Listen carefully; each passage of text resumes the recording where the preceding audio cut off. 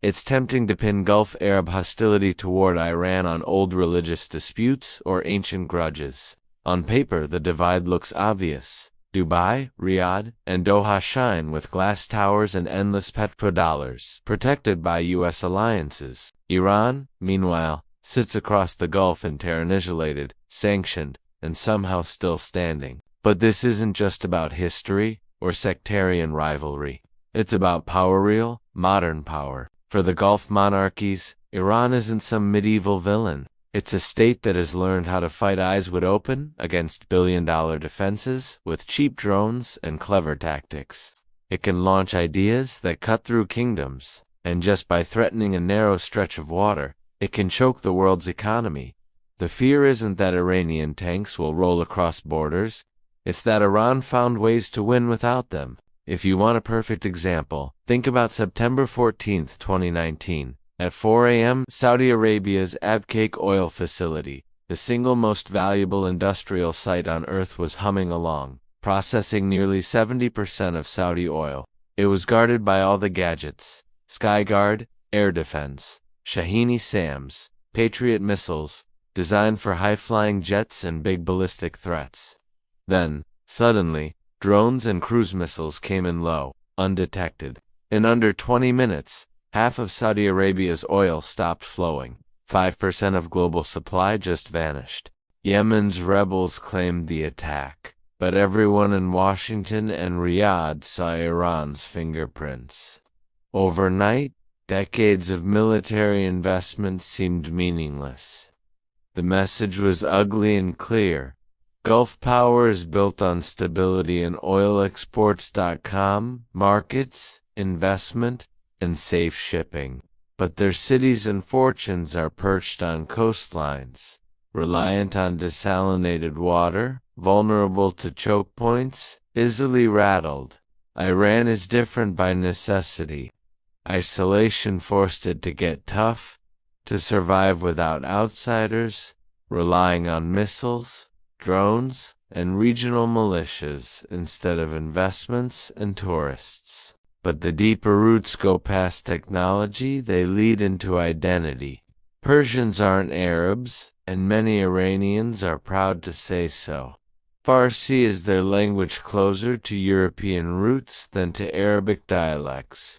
The split goes deep. Since 1501, Iran became the center of Shia Islam, a minority in a world mostly Sunni.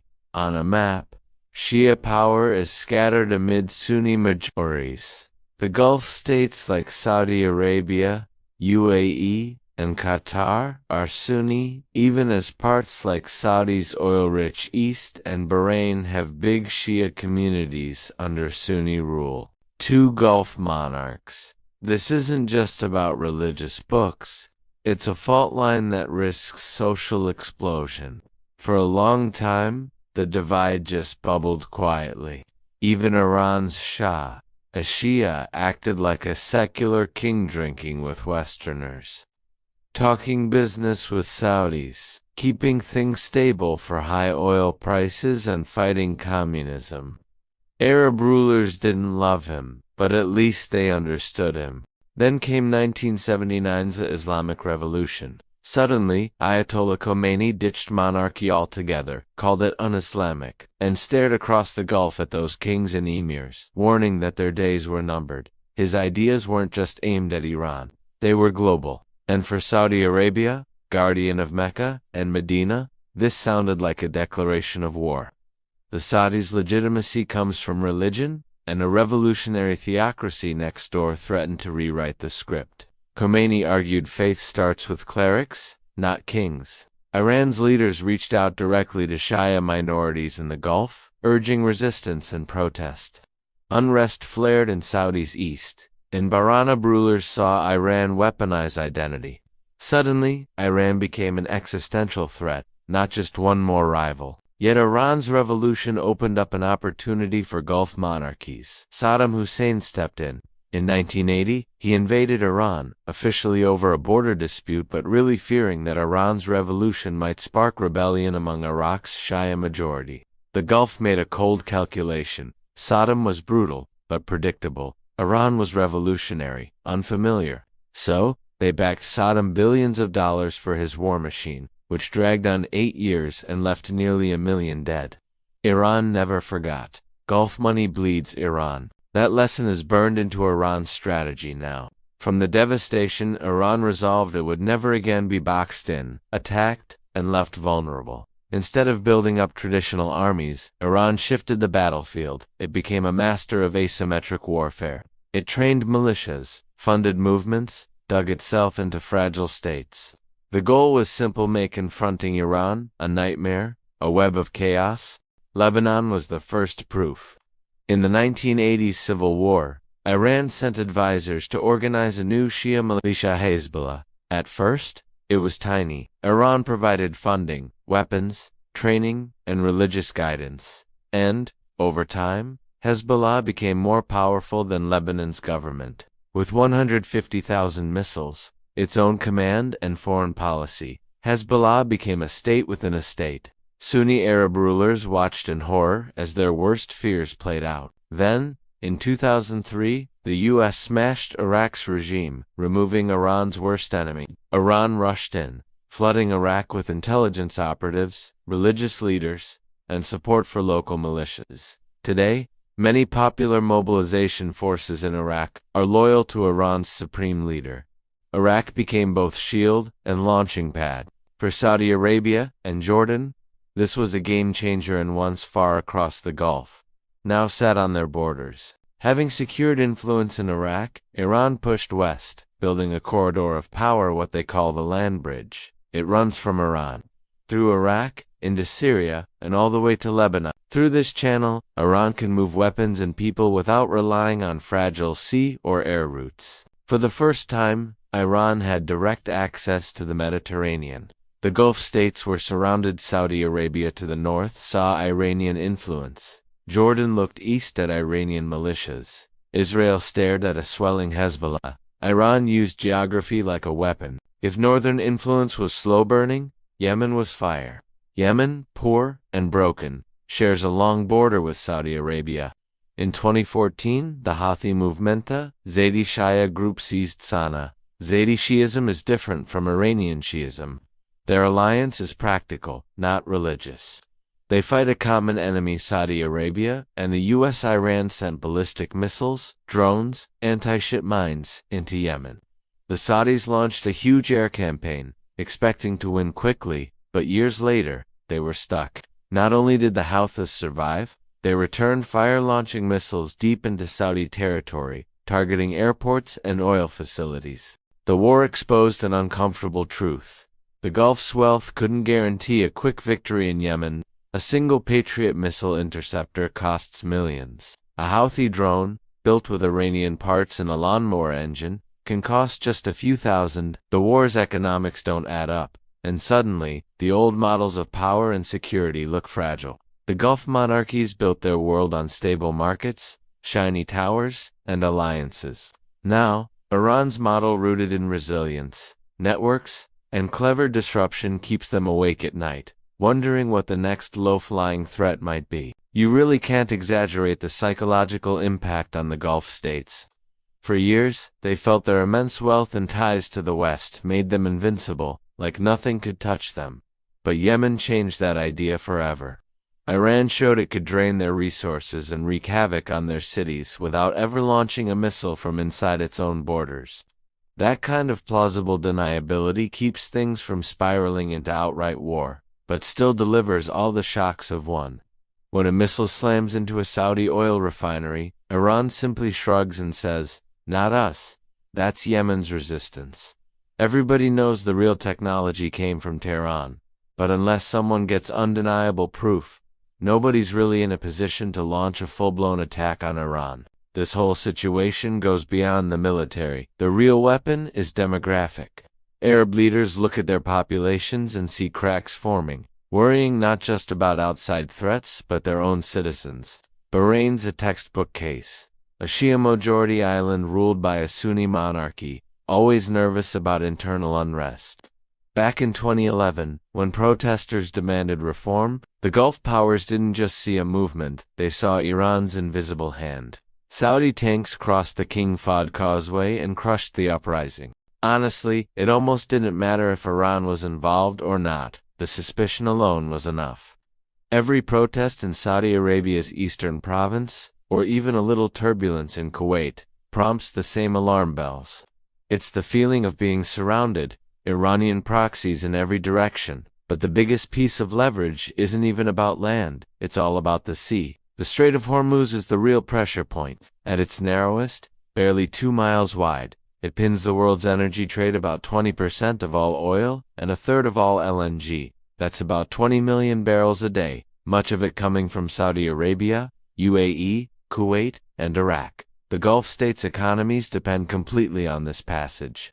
If exports out of the strait stopped, their economic models would collapse in days. Iran totally controls the northern coastline there, sitting high above the shipping lanes with rugged mountains, perfect hiding spots for batteries and defenses. For years, Iran's strategy hasn't been massive fleets or endless aircraft carriers, but swarms of small boats, submarines, and sea mines. Cheap, but effective enough to completely disrupt global shipping. It's Iran's version of a nuclear option without the bomb itself. If anyone attacked them directly, they threatened to shut the strait, and even the suggestion sends shipping insurance through the roof, inflicting billions in damages. That's economic warfare aimed straight at the root of the Gulf monarchy's survival. This geography shapes every decision the Arab states make. Over the past 30 years, they've tried to shed their desert kingdom image instead becoming global hubs for tourism, finance, and business. Places like Dubai and Riyadh lean on steady investment, open borders, and calm markets. You just can't host World Cups or build skyscrapers if war hangs over your head. But there's a vulnerability that rarely gets mentioned. Water. Saudi Arabia and the UAE get almost all their fresh water from huge desalination plants along the coast. These facilities are big, exposed, and fragile. On the other hand, Iran's been forced by decades of isolation to adapt, building what its leaders call a resistance economy. Its infrastructure is less centralized. People are used to rationing and handling economic shocks. In any war that drags on, Iran's population can take the strain far better than the interconnected Gulf economies. That's exactly why the Arab states push so hard for the U.S. to keep its Fifth Fleet in the region. They depend on American firepower to keep the strait secure. And no, they couldn't do it alone, against Iran's geographic advantage. And if the Strait of Hormuz is the conventional threat, Iran's nuclear program is the existential one, the thing that could turn a regional Cold War into a worldwide crisis. Iran keeps saying its nuclear project is all about peaceful energy and medicine. The Gulf states and Western intelligence agencies aren't convinced. The numbers alone make them nervous. 60% enrichment. That's not for energy. It's a countdown. Iran's estimated breakout time to produce enough material for one nuclear bomb is now measured in weeks. So, what happens if Iran crosses that line? If Iran gets nuclear weapons, the balance in the Middle East permanently shifts. Iran becomes invasion-proof. Its revolutionary regime locked in for the foreseeable future, the same trick that kept North Korea unassailable. Iran could prop up its proxies in Yemen, Lebanon, and Iraq without fear. Saudi Arabia has always called this their red line. The Saudi leadership says openly, if Iran gets a nuke, so will they. That risks a terrifying nuclear arms race in the world's most unstable region. Intelligence circles say Riyadh's got backup plans to go nuclear quickly with help from Pakistan, a Sunni power whose program was partly bankrolled by Saudi cash years ago. So imagine the Persian Gulf acting out a Cold War, US versus USSR style, but with some key differences. In the original Cold War, there were red phones and secret channels to stop accidental disasters. But between Riyadh and Tehran, almost no trust and nearly zero direct dialogue. If Iran launched a missile at Riyadh, it'd get there in less than 5 minutes. In a crisis, leaders wouldn't have time to double-check anything. They'd just have to decide, instantly, whether to hit back. Where does all this end? The status quo is rough, unpredictable, but it's lasted almost 50 years. Now, the Middle East is shifting, edging away from proxy fights towards something even more volatile, simmering unrest. Nuclear brinkmanship. Regional escalation. The first weak spot is inside Iran's borders. Quietly, many Arab states are betting on change from within, not outright war. The protests that swept Iran in 2022 and 2023 revealed just how deep the internal fractures go. Younger generations, born long after the 1979 revolution, don't care much about the old ideology. They're exhausted, sick of corruption, religious crackdowns, watching money leave from militias in Lebanon and Yemen while inflation erases their savings. Arab media and platforms hope that if unrest gets bad enough, Tehran won't be able to flex its muscles abroad. But that plan has its own dangers. A wounded regime can turn unpredictable and violent, possibly launching a foreign conflict to unite the country if its grip slips. Then there's a second, surprising possibility. In March 2023, Saudi Arabia and Iran restored diplomatic ties, but China not. The US mediated the agreement, embassies reopened, the rhetoric cooled. But honestly, most people don't buy it as real peace, it's just a pause. Saudi Arabia is reinventing itself, pouring billions into big projects and global events. But tourists don't come if missiles hang overhead. Iran's crushed by sanctions and needs regional trade to survive. Both sides are buying time, not changing direction. The proxy networks, sectarian divides, nuclear centrifuges, they're all still spinning. So what's most likely? A permanent, structural Cold War. The conflict isn't just about religious sects or tribal divisions, it's about intentions. The Arab monarchies cling to the status quo, stable borders, open seas, the same map. Iran wants to redraw everything, put Tehran at the center. As long as that ambition's alive and global energy keeps flowing through a thin, vulnerable channel, the rivalry will keep simmering. That's how it is, until some sudden misstep in the strait. Or one strike nobody can ignore. All it takes is one spark and the whole region can blow. Thanks for sticking with me today. If you enjoyed this dive, go ahead and subscribe. Hit those notifications, they really help. Appreciate you being here, and I'll see you next time on American Life Explained.